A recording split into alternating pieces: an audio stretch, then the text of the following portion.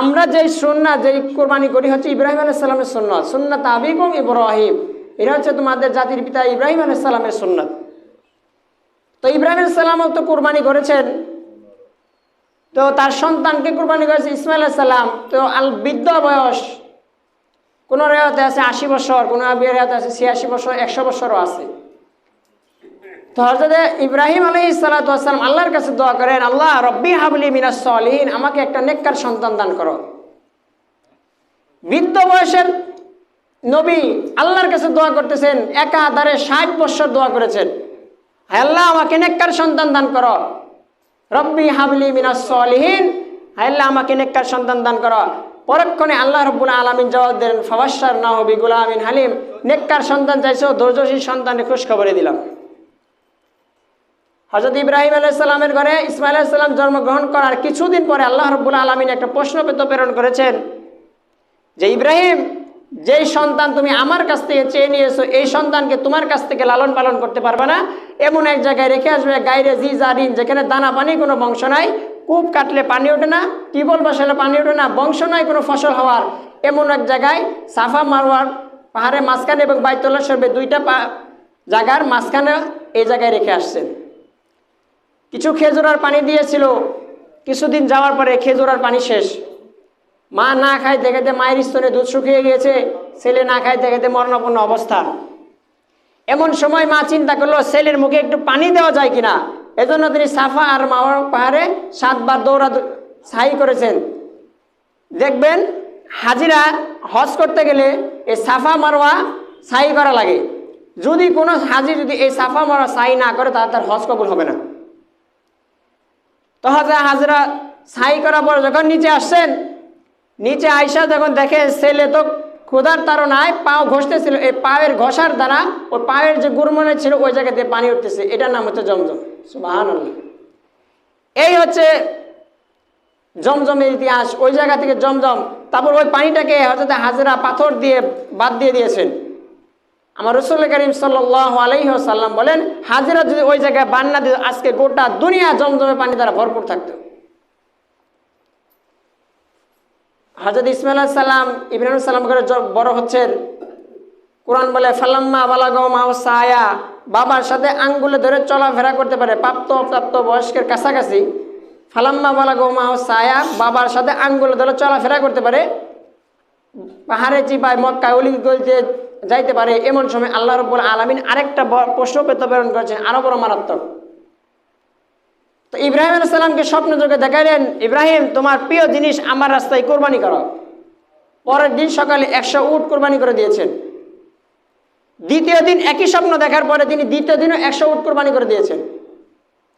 এবং তৃতীয় দিন যখন একই স্বপ্ন দেখলেন এবং তৃতীয় দিনে 100 উট কোরবানি করে মোট 300 উট কোরবানি করার পরে চতুর্থ দিন একই স্বপ্ন যে ইব্রাহিম তোমার প্রিয় বস্তু আমার রাস্তায় কোরবানি করে দাও। তখন ইব্রাহিম আলাইহিস সালাম আর বুঝতে বাকি রইল না যে আমার প্রিয় জিনিস হচ্ছে আমার কলিজার টুকরা সন্তান, যেই সন্তানকে 86 বছরে পাইছে। এই কলিজার টুকরা সন্তানকে আল্লাহ রাব্বুল আলামিনের রাস্তায় জবাই করার জন্য বলতেছেন। পরের দিন সকালবেলা হযরত ইব্রাহিম আলাইহিস সালাতু ওয়াস সালাম তার ছেলেকে এই কথাগুলো বলতেছেন খুব মায়ার ভাষায়। এগুলো আল্লাহ রাব্বুল আলামিন কোরআনে নকল করেছেন। কোরআনে বলেছেন, ইয়া বুনাইয়া ইন্নী আরা ফিল মানাম আন্নী আযবাহুক ফানজুর মাযা তারা। হ্যাঁ ছেলে, আমি গত রাতে স্বপ্ন দেখেছি আমি তোমাকে জবাই করে দিতেছি, এবার আমার দেখাটার ব্যাপারে তোমার মতামত কি? এবং ছেলে বাপ যেমন ছেলে তো তেমন হবে। বাপ কা বেটা হ্যাঁ সিপা কা ঘোড়া কুছ নেই তো থোড়া থোড়া। বাপ যেমন ছেলে তো তেমনই হবে। হযরত ইসমাঈল আলাইহিস সালাম বুঝে ফেলেছেন যে এগুলো আমার বাবার ভাষা না, এগুলো তো স্বয়ং আল্লাহ রাব্বুল আলামিন বলেছেন। প্রতি উত্তরে ছেলে দ্ব্যর্থহীন কণ্ঠে ঘোষণা বলেন, ইয়া আবাতি ইফআল মা তু'মার সাতাজিদুনি ইনশাআল্লাহু মিনাস সাবিরিন। এই বাবা, আল্লাহ রাব্বুল আলামিন আপনাকে যে আদেশ করেছেন সেটা দ্রুত বাস্তবায়ন করেন, ইনশাআল্লাহ আপনি আমাকে ধৈর্যশীলের অন্তর্ভুক্ত পাবেন। যখন জবাই করার জন্য মিনার ময়দানে নিয়ে যাচ্ছেন, এখন শয়তান ইবলিস আয়েশা ইব্রাহিম আলাইহিস সালাম স্ত্রী হযরত হাজেরা আলাইহিস সালামকে বলতেছেন তোমার ছেলেকে তোমার স্বামী কোথায় নিয়ে গেছে তুমি জানো? আর মা তো জানে, মা বলতেছে বাবা তার ছেলেকে লাকড়ি কুড়াইতে নিয়ে গেছে। এবার শয়তানে কয় জীবনেও না, কয় তোমার স্বামী তোমার ছেলেকে জবাই করার জন্য নিয়ে যেতেছে। করে কখনো পারে না, আমার যেহেতু তার বাবা তাকে বেশি ভালোবাসে। হ্যাঁ সত্য, আল্লাহ রাব্বুল আলামিন আদেশ করেছেন। কয় তাদের সমস্যা নেই, আল্লাহ যেহেতু আদেশ করেছেন তাহলে চিন্তা নাই, করুক। এখানেও যখন শয়তান সফল হতে পারলো না, তখন গেছে ইসমাইল আলাইহিস সালামের কাছে, যে বলতেছে তোমার বাবা তোমাকে কোথায় নিয়ে যাইতেছে জানো? কয় লাকড়ি কুড়াইতে নিয়ে যাইতেছে। কয় লাকড়ি কুড়াইতে না, তোমাকে জবাই করতে নিয়ে যাইতেছে। কয় না না, আমার বাবা আমাকে জবাই করবে না, জবাই করতে পারে না। কয় আল্লাহর অর্ডার আছে। কয় আল্লাহর অর্ডার যেহেতু আছে তাহলে করুক, সমস্যা নেই। শয়তান এখানেও সফল হইতে পারল না। এবার গেছে ইব্রাহিম আলাইহিস সালামের সামনে, যাওয়ার পরে বলতেছে যে আপনার সাথে একটা কথা আছে, জরুরি গুরুত্বপূর্ণ কথা। আচ্ছা বলেন। কয় গত রাত্রে শয়তান আপনাকে স্বপ্নে যোগে দেখাইছে আপনার ছেলেকে জবাই করার জন্য। শয়তান ইব্রাহিম আলাইহিস সালামকে বলতেছে। ইব্রাহিম আলাইহিস সালাম বুঝতে আর বাকি নেই যে তুমি কেডা। তখন বলে ওই সময় ইব্রাহিম আলাইহিস সালাম পাথর নিয়ে 7টা ঢেল মারছিল 3 জায়গায়। দেখবেন হাজিরা হজ করতে গেলে 3 জায়গায় পাথর নিক্ষেপ করে শয়তানকে। ইব্রাহিম আলাইহিস সালাম মারছিলেন, এই জন্য মারে। যখন মিনার ময়দানে নিয়ে গেলেন জবাই করবে, ওই সময় যখন ছুরি চালাবে হাত পাও তো বাঁধা, চোখের সাথে চোখ লাগে গেলে একটা মায়া লাগে। এই জন্য বলে ছেলে বলে বাবা আপনার চোখে বেঁধে দেন, আমার চোখে বেঁধে দেন, যাতে মায়া না লাগে। কারণ কলিজার টুকরা সন্তান, বৃদ্ধ বয়সে যে সন্তান পাইছে, এই সন্তানের জবাই করার কথা আল্লাহ বলছেন। এই ছেলেকে জবাই করতে নিয়ে গেছে, এর চারটিখানি কথা নেই। ছুরি চালাইতেছে, ছুরি কাটে না। এবার নিচ থেকে ছেলে বলে আপা আপনি ছুরি উল্টা পিঠ দিয়ে মনে হয় চালাইতেছেন। কয় না, ধার পিঠিয়া ছুরি এমন ধরে নিক্ষেপ করেছেন, পাথরের উপরে পড়ছে, পাথর 2 টুকরা হয়ে গেছে। এবং ছুরি জবার আল্লাহ খুলে দিয়ে বলতেছে হ্যাঁ ইব্রাহিম, আল্লাহ রাব্বুল আলামিন যে তোমাকে একটা আদেশ হুকুম করেছে, তুমি সেটা বাস্তবায়ন করার জন্য তোমার সন্তানের গলায় যেই ছুরি লাগাইছো, ওই মুহূর্তে বিটটা আল্লাহ রাব্বুল আলামিনকে 70 বার নিষেধ করেছেন যে কাটিস না। তুমি একটা হুকুম পালন করতে ব্যস্ত আর আমি 70টা হুকুম পালন করতে ব্যস্ত। ইব্রাহিম আলাইহিস সালাম চোখের বাঁধন খুলছে, দেখে সাইডে ছেলে খাড়া জান্নাতে দুম্বা কুরবানি হয়ে গেছে। আল্লাহ রাব্বুল আলামিন ডাক দিয়া বলেন ইয়া ইব্রাহিম কদ সাদ্দাকতার রুকিয়া, স্বপ্ন যেটা দেখাইছিলাম বাস্তবায়ন করে ফেলেছ। তোমার নাম খলিলুল্লাহ, আজকে থেকে তোমার ছেলের নাম হচ্ছে জবিহুল্লাহ। গর্ব নাও। হযরত আদম আলাইহিস সালাম বাইতুল্লাহ শরীফ নির্মাণ করেছিল, নূহ আলাইহিস সালামের প্লাবনে তা ধ্বংস হয়ে গেছিল। তখন ইব্রাহিম আলাইহিস সালাম আয়েশা পর ছেলে ইসমাইলকে নিয়ে কাবা ঘর নির্মাণ করলেন। ইব্রাহিম আলাইহিস সালামের রাজমিস্ত্রির ছেলে হলো যোগালী। তার তিনি যতটুকু লম্বা অতটুকু পাথর গাঁথার পরে থেকে আর তো গাঁথতে পারে না। তখন ছেলে একটা পাথর এনে বলছে বাবা এটার উপরে দাঁড়িয়ে আপনি পাথর গাঁথেন। যখন একটু উপরে হতে হয় লিফটের মতো পাথরটা একাই উঁচা হয়, আর যখন নিচে নামা লাগে তখন পাথর একাই নিচে নামে। এটার নাম হচ্ছে মাকামে ইব্রাহিম। হজ করতে গেলে দেখবেন ওটা আছে। আর আল্লাহ রাব্বুল আলামিন ইব্রাহিম আলাইহিস সালামের পায়ের ছাপ ওই পাথরের মধ্যে রেখে দিয়েছে। সুবহানাল্লাহ। ঘর তৈরি করা শেষ। আল্লাহ রাব্বুল আলামিন ডাক দিয়ে বলেন ইব্রাহিম তোমার নাম খলিলুল্লাহ, ছেলের নাম জবিউল্লাহ, আজকে থেকে ঘরের নাম বাইতুল্লাহ। ওই বাইতুল্লাহ শরীফের চৌকাঠে দাঁড়িয়ে ইব্রাহিম আলাইহিস সালাম দোয়া করেছিলেন আল্লাহর কাছে, রব্বানা তাকাব্বাল মিন্না ইন্নাকা আনতাস সামিউল আলিম। হায় আল্লাহ, গোটা মুসলিম জাতির জন্য মার্কাজ বানাইলাম। এই মার্কাজের জন্য একজন মুতাওয়াল্লি দরকার, প্রিন্সিপাল দরকার, মুহতামিম দরকার। মুহতামিম হিসেবে তোমার হাবিবকে চাই। তো কিতাবে মুফাসসিরগণ লিখেছেন যে ইব্রাহিম আলাইহিস সালামের সাহসটা কত, আল্লাহ রাব্বুল আলামিনের হাবিবকে চাই। তো ইব্রাহিম আলাইহিস সালাম যে তার আল্লাহ রাব্বুল আলামিনের হাবিবকে চাইছে, এ চাওয়ার মধ্যে একটা ব্যাখ্যা আছে। তো ব্যাখ্যাটা হচ্ছে এই যে ইব্রাহিম আলাইহিস সালাম আল্লাহকে ব্যাখ্যা দিতেছে যে আল্লাহ আমার যত প্রিয় জিনিস ছিল তুমি চাইছো দিতে দেরি করি নাই। আমার কাছে আমার জান প্রিয়, তুমি চাইছো আগুন নমরুদের আগুনে ঝাঁপ দিয়েছি। আল্লাহ আমার কাছে আমার সম্পদ প্রিয়, তুমি চাইছো মেহমানদারি করে বিলে দিয়েছি। আল্লাহ আমার কাছে আমার কলিজার টুকটা বিপি বাচ্চা বড়, তুমি চাইছো গাইরে জি জাদির যেখানে দানা পানি বংশ নাই সেখানে রেখে আসছি। আমার কাছে আমার কলিজার টুকটা সন্তান বড়, তুমি চাইছো ছড়ি নিচে রেখে আসছি। আমার প্রিয় তোমার জন্য, তোমার প্রিয়টা আমার জন্য। আমার প্রিয় তোমার জন্য, তোমার প্রিয়টা আমার জন্য। এজন্য তোমার হাবিবকে চাই। আল্লাহ রাব্বুল আলামিন ডাক দেবেন ইব্রাহিম দোয়া মঞ্জুর। তোমার নাম খলিলুল্লাহ, ছেলের নাম জবিউল্লাহ, ঘরের নাম বাইতুল্লাহ, আর প্রিন্সিপালের নাম হচ্ছে হাবিবুল্লাহ। একজন হাবিব, একজন খলিল। খলিল অর্থ বন্ধু, হাবিব অর্থ বন্ধু। তো বন্ধুর মধ্যে বেশ কম আছে। খলিল ওই বন্ধুকে বলা হয় যার কাছে কোনো কিছু ছাড়ে নাই, সব নিয়ে নিছে। আর হাবিব ওই বন্ধুকে বলে যার কাছে কোনো কিছু গোপন করে নাই। উদাহরণস্বরূপ বুঝেন, দুই বন্ধু, একজন সবল বন্ধু, একজন দুর্বল বন্ধু পাকুল্লা যাবে।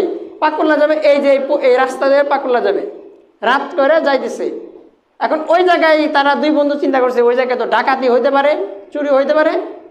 এজন্য সবল বন্ধু দুর্বল বন্ধুরা ডাক দেয়, কয় তোর কাছে টাকা পয়সা যা আছে সব আমার কাছে দিয়া দে, কারণ পাকুল্লার ওই তীর সীমানায় ঢুকলে যদি যে ডাকাতি ধরে তোরা দেখা দিয়ে তো সব টাকা পয়সা নিয়ে যাবো গা, এজন্য সব কিছু আমার কাছে দিয়া দে।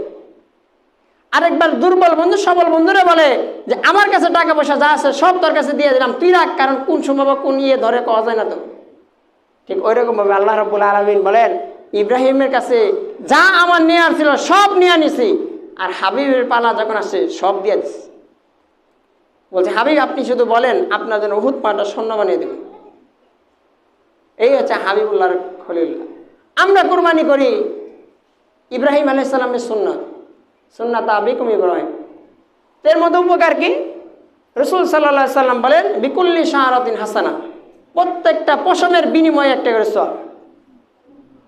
শুধু তাই না, আরো বলেন বিকুল্লি কতরাতিন হাসানা, কুরবানি পশু জবাই করার পরে রক্ত জমিনে যত ফোঁটা পড়বে প্রত্যেকটা ফোঁটায় ফোঁটায় একটা করে নেকি। সুবহানাল্লাহ। যেই কুরবানি হযরত ইব্রাহিম আলাইহিস সালাম যেই ত্যাগ এবং তিক্ষা নিয়ে করেছেন, আমাদেরকে ওই ত্যাগ এবং তিক্ষা নিয়ে কুরবানি করা দরকার। বর্তমান সময়ে দেখা যায় কুরবানি আমরা করি, এখলাসের সহিত কুরবানি হয় না। অধিকাংশই দেখা যায় কুরবানি তো করি লক্ষ লক্ষ টাকা খরচ করে, গরু কিনছি লক্ষ লক্ষ টাকা খরচ করে, সেটাকে পত্রিকায় ফেসবুকে দিতে হবে। যদি না দেবে সে জানবে কেমন আমি এত টাকা দিয়ে গরু কিনলাম, এটা তো মানুষকে দেখাইতে হবে। আপনি মানুষকে দেখানোর জন্য কুরবানি করলেন, মানুষকে দেখাবার জন্য কুরবানি করলেন। এই কুরবানি ইখলাসের সহিত তাকওয়ার সাথে হয় না। কারণ ইব্রাহিম আলাইহিস সালাম যে ত্যাগ এবং ইসমাঈল আলাইহিস সালাম যে আদর্শ, এটাকে আমাদের অন্তরে বাস্তবায়ন করতে হবে। যেমন ইব্রাহিম আলাইহিস সালামের ত্যাগ এবং তিক্ষা নিয়ে কুরবানি করেছেন, যে তাকওয়া নিয়ে কুরবানি করেছেন। আল্লাহ বলেন লা ইয়ানাল্লাহু লুহুমুহা ওয়ালা দিমাউহা ওয়ালাকিন ইয়ানাল্লাহু তাকওয়া মিনকুম। তোমাদের কুরবানির রক্তও আমার কাছে, পশুর রক্তও আমার কাছে পৌঁছায় না, গোশতও আমার কাছে পৌঁছায় না, একমাত্র অন্তরের তাকওয়া আমার কাছে পৌঁছায়। গোশত তো আমরাই খাবো, ফিরিজ তো আমরাই ভরবো, তো তাকওয়া নিয়ে কুরবানি করতে সমস্যাটা কি? গোশত তো আর আল্লাহ কয় নাই যে আমার নিকে এক ভাগ রাইখা দিও, আল্লাহ তো বলে নাই আমার জন্য রাইখা দিও। তো গোশতও তোমরা খাবা। আমাদের জামানায় তো এমন নাই যে আসমান থেকে আগুন এসে আমার কুরবানি পশু জ্বালিয়ে দিয়েছে, আমার কুরবানি কবুল হয়েছে, এমন তো হয় না। মানুষ যেন লজ্জা না পড়ে, এজন্য আল্লাহ রসুল এটাকে বলেছেন যে এরকম করেন না, এরকম করলে আমার বান্দা অমুক, আমার উম্মত অমুক উম্মতের সামনে লজ্জা পাবে, এই লজ্জা আমি সহ্য করতে পারবো না।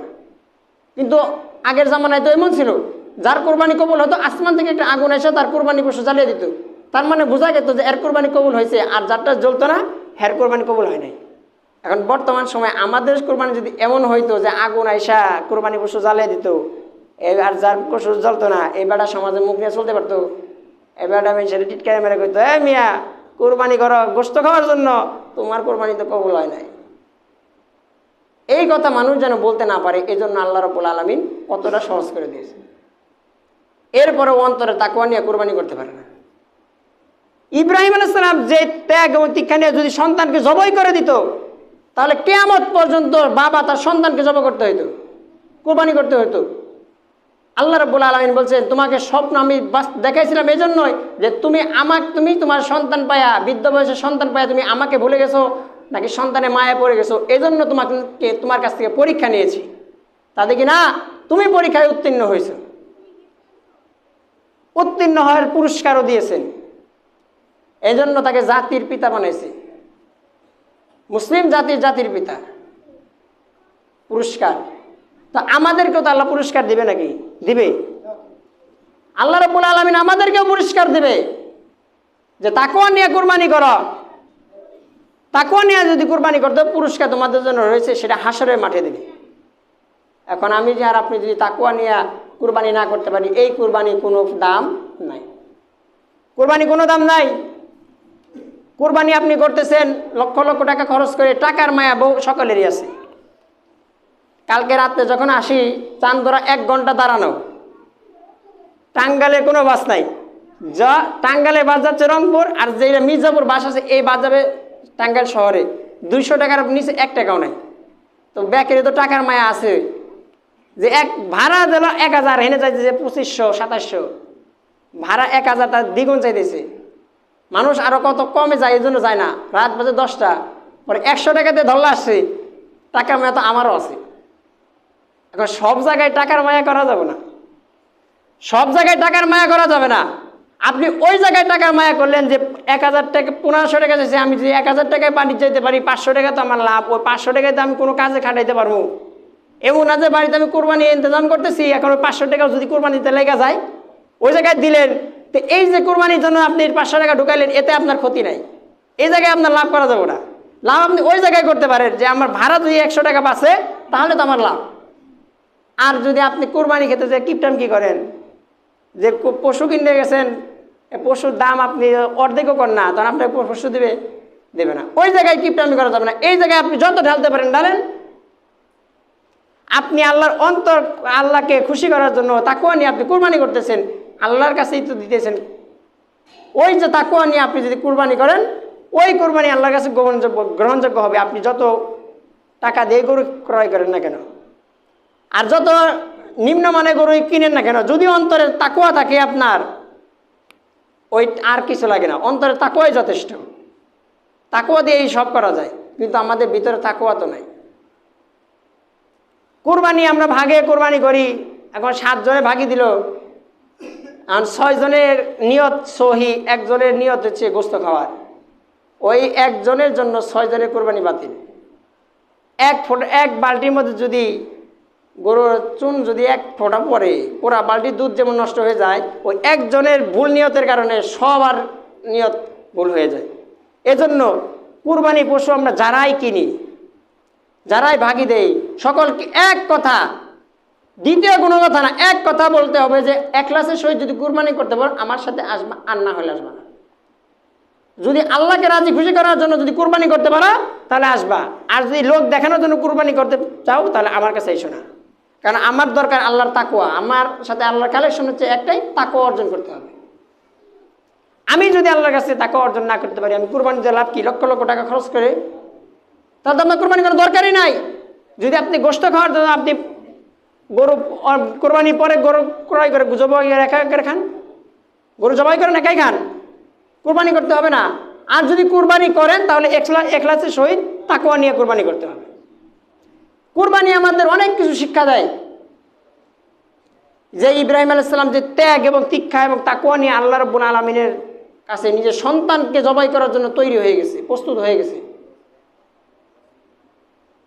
সে বৃদ্ধ বয়সে তো সন্তানের প্রতি মায়া আরো বেশি বাড়ে। তার মধ্যে ছেলে প্রাপ্ত বয়স্ক এখনো হয় নাই, কাছাকাছি, ওই সময় মায়া আরো থাকে না। যে আমাদের দেখবেন অনেক সন্তান নাবালেগ অবস্থায় মারা যায়, ছেলে যখন 2 বছর হয় মায়া একটু বাড়ে, যখন 3 বছর হয় কথা যখন বলতে পারে তখন মায়া আরো বাড়ে, 4 বছর হলে আরো বাড়ে, যখন হাঁটতে পারে তখন আরো বাড়ে। তখন যদি ওই সন্তানটা যদি মারা যায় তাহলে তার অন্তরটা কেমন লাগে?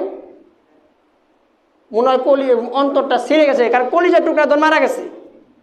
আর সেই জায়গায় ইব্রাহিম আলাইহিস সালামের যে বৃদ্ধ বয়স, 86 বছরের বৃদ্ধ ইব্রাহিম, কলিজার টুকরা সন্তান, যেই সন্তানকে বৃদ্ধ বয়সে পাইছে, এই সন্তানকে জবাই করতে, তাহলে তার কলিজা কত বড় ছিঁড়ে যাওয়ার কথা না?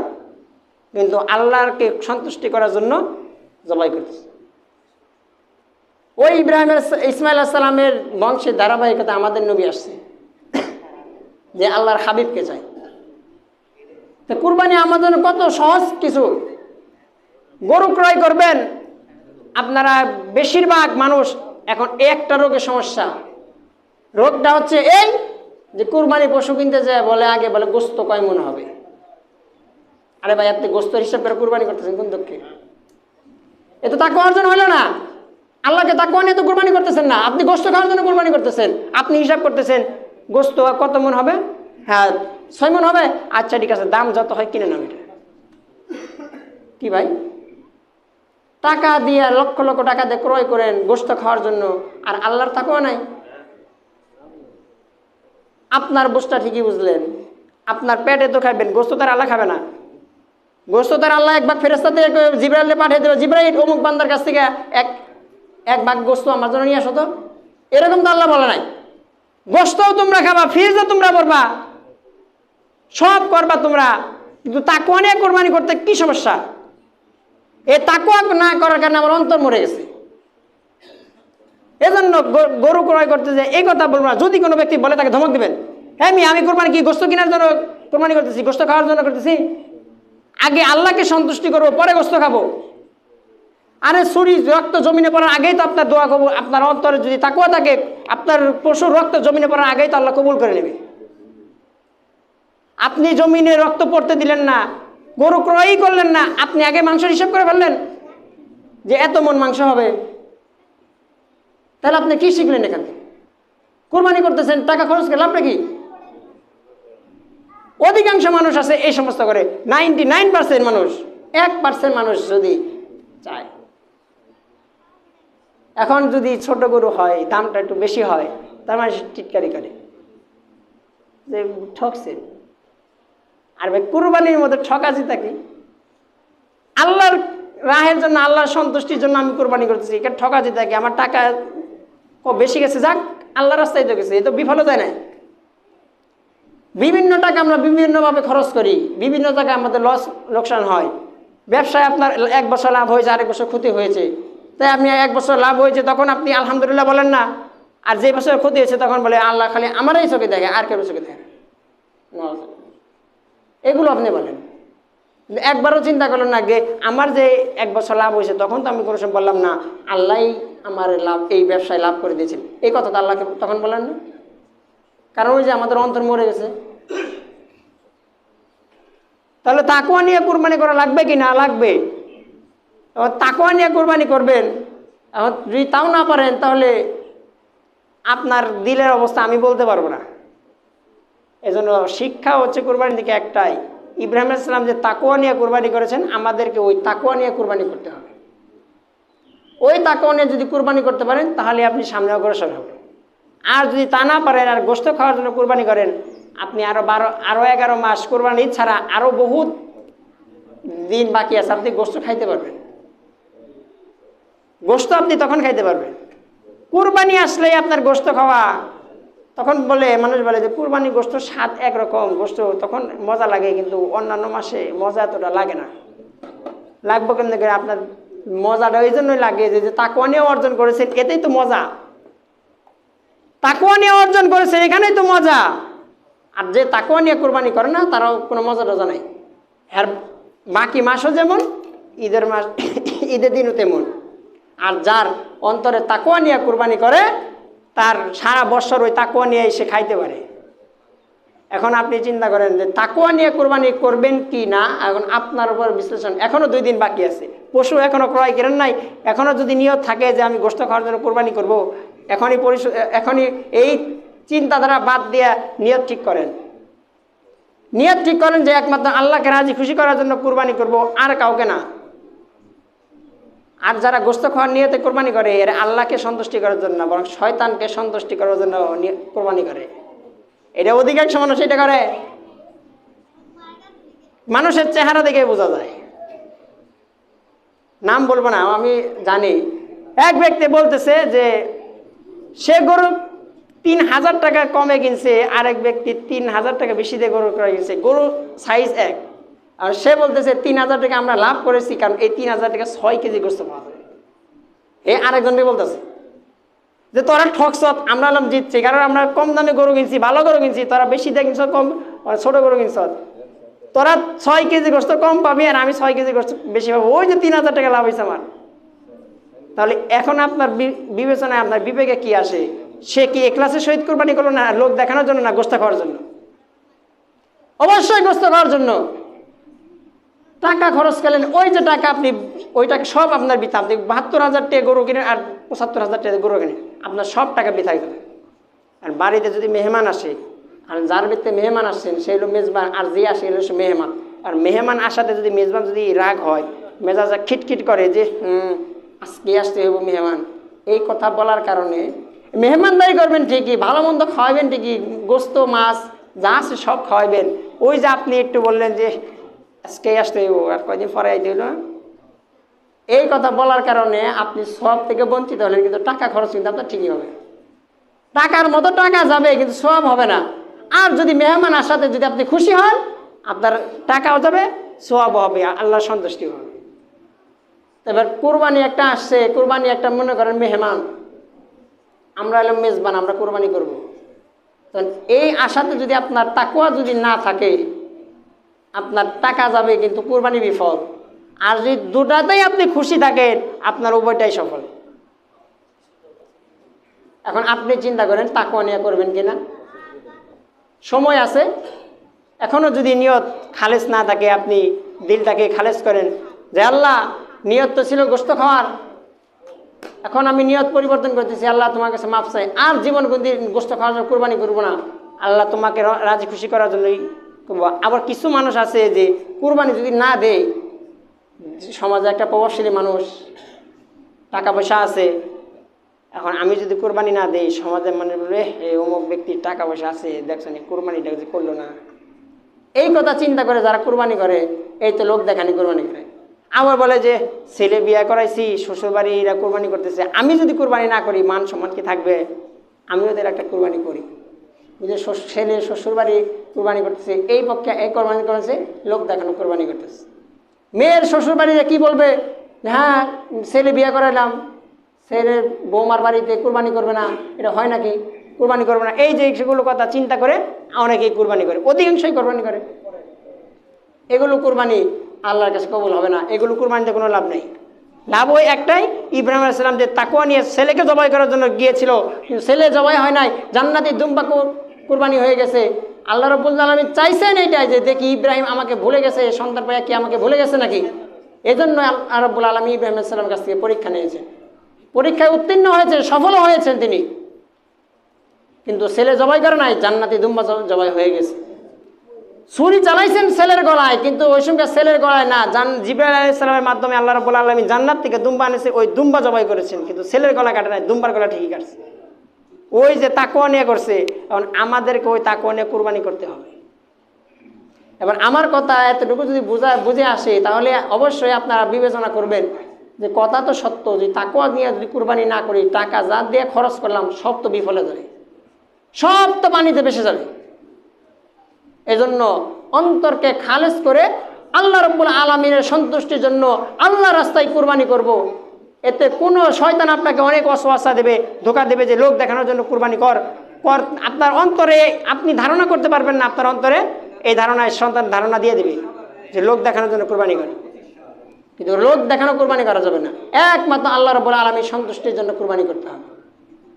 আল্লাহ রাব্বুল আলামিন আমাদেরকে এই কুরবানি মাসটা ভালোভাবে কুরবানি করার তৌফিক দান করো। কুরবানি এমন একটা জিনিস, কুরবানি আরেকটা কথা হচ্ছে কুরবানি ওয়াজিব। নিসাব পরিমাণ সম্পদ যদি আপনার ঘরে, কুরবানির দিন যদি আপনার ঘরে থাকে, আপনার উপর কুরবানি ওয়াজিব। আর এ সম্পর্কে রাসূল হাদিসে বলেছেন, যার কুরবানি করার সামর্থ্য আছে সে যদি কুরবানি না করে, সে যেন আমাদের ঈদগাহে না আসে, হ্যাঁ ঈদগাহে আসা নিষেধ করেছেন। এবার আপনি চিন্তা করেন, আমার কুরবানি আমার উপরে ওয়াজিব, কারণ আমি যদি কুরবানি না করলে, আল্লাহ রসুল বলেছেন যে ঈদগাহে না আইতে, ধরাটা খাবেন, দুনিয়াতে খাবেন না, হাসরের মাঠে ধরবো যে তোর কুরবানি করার সামর্থ্য ছিল, তুই কুরবানি করস নাই, কিসের জন্য করো নাই? সমস্যার কারণে। সমস্যা নাই, তোমারও একটাই, টাকার মায়া তোমার বেশি। সারা বছর টাকার মায়া করেন, ওখানে সমস্যা নাই, কিন্তু কুরবানি মাসে টাকার মায়া করা যাবে না। যত আল্লাহ রাস্তায় দিতে পারেন দিবেন, আল্লাহর সন্তুষ্টি অর্জন করবেন, জান্নাত পাবেন। আর যদি আপনি আল্লাহর সন্তুষ্টি অর্জন করতে না পারেন, যদি শয়তানকে সন্তুষ্টি করেন, শয়তানও জাহান্নামে যাবে, আপনিও জাহান্নামে যাবেন, এটা কেউ ঠেকাইতে পারবে না। এজন্য শেষ কথা, কুরবানি করতে হবে ইখলাসের সহিত, তাকওয়া নিয়ে কুরবানি করতে হবে। আর এখনও যদি নিয়ত যদি ভেজাল থাকে, আপনি নিয়ত পরিবর্তন করে ফেলেন দ্রুত। যে আল্লাহ, নিয়ত ছিল লোক দেখানোর জন্য, নিয়ত ছিল গোশত খাওয়ার জন্য, নিয়ত ছিল শ্বশুরবাড়িকে দেখানোর জন্য যে আমি কুরবানি করতেছি, সমাজবাসীকে দেখানোর জন্য, গোটা দেশকে দেখানোর জন্য কুরবানি করতেছি, এই নিয়ত এখনই পরিশুদ্ধ করে ফেলেন। আর নিয়ত করেন যে আল্লাহ তোমার সন্তুষ্টির জন্য আমি কুরবানি করব। আল্লাহ রাব্বুল আলামিন আমাদের প্রত্যেককেই সহি নিয়তে আল্লাহকে সন্তুষ্টি করার জন্য কুরবানি করার তৌফিক দান করুক। এবং ইব্রাহিম আলাইহিস সালাম যে তাকওয়া নিয়ে, যে ত্যাগ নিয়ে এবং ইসমাঈল আলাইহিস সালাম যে আদর্শ নিয়ে বাবার সামনে ছুরির নিচে শুয়ে গেছেন, ওই ত্যাগ ইসমাঈল আলাইহিস সালাম যেই ত্যাগ স্বীকার করেছেন, আমরা ওই ত্যাগ নিয়ে পশু জবাই করব। আল্লাহ রাব্বুল আলামিন আমাদেরকে সবাইকে তৌফিক দান করুন। আমিন। ওমা আলাইনা ইল্লাল বালাগ ওয়া আখিরু দাওয়ানা আনিল হামদুলিল্লাহি রাব্বিল আলামিন। যারা সুন্নাত পড়েন তারা